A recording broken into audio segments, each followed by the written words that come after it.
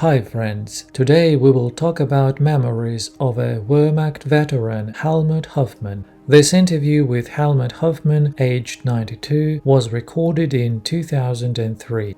Helmut Hoffmann still keeps his wooden suitcase with which he came home from Russia. At that time, on November 3, 1949, his wife Hildegard and his daughter Bärbel were waiting for his return. Helmut and Hildegard Hoffmann got married shortly before the outbreak of war in 1939. In the wedding photo, Hoffmann was already in his military uniform. On the hook that hangs in his living room, the swastika is painted over with a thick black pencil. During the war in the Hell of Stalingrad, he learned the true face of the Nazi dictatorship. "Well, Hoffmann, the words of loud voice Goering still ring in my ears. On January 30th, 1943, when we were lying in the mud in Stalingrad, he was talking on the radio. It was really the height of hypocrisy. Stalingrad was not a heroic battle, it was a vile genocide. And none of the survivors will feel like a hero." A soldier since 1940, Hoffmann was a radio operator and driver in the 14th Panzer Division. Together with 260,000 other German soldiers, he was surrounded in November 1942 in Stalingrad. Hoffmann: "A lot of what I had to go through can hardly be described in words. The terrible torment of the wounded, young people who could barely move because of frostbite, betrayed and sold by the great leader they were giving to the mercy of fate.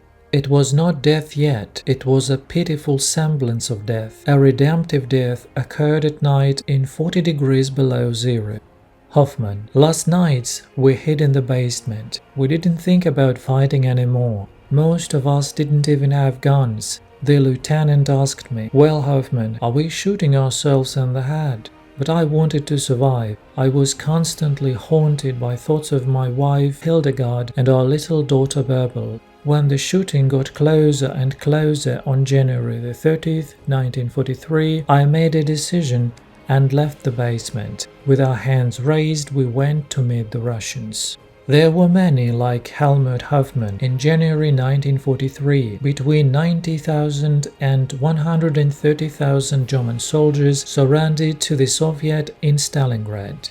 Hoffmann: "Even going to the first prison camp in Beketovka cost many people their lives. There was almost no food in the camp itself. Hundreds of people died from dysentery and typhus every day. Only later did the situation change for the better. But I don't blame the Russians for that. They also suffered from hunger. I recognize them as friendly and nice people. They suffered so much from the war." By the way, there is an interesting video on channel Eastern Front about why there was a high rate of mortality of people in Soviet camps. Links appear in the right corner. Hoffmann spent almost 7 years in a labor camp. He worked there as a clerk, and this gave him certain benefits. As one of the few Stalingraders, Helmut Hoffmann was lucky. On November 3, 1949, he embraced his loved ones on the Bad Schandau platform. Since 1952, Hoffmann has operated a haberdashery store in the Saxon Sebnitz. In 1992, he retired and moved to live with his daughter in Gorlitz. Now he's putting his life experience on paper for his grandchildren, so they can read how much we had to pay for the crimes of demagogues and charlatans. He even wrote a poem about it. "Mother Russia, I met you and I tested you, but it was a war and we saw the beauty of your country only in passing. Subjected to demagoguery, German youth became a tool. I bow down to your land because I feel great guilt. I deeply regret what the German soldiers did to you. One person cannot take all the blame, but part of the blame lies with each of us."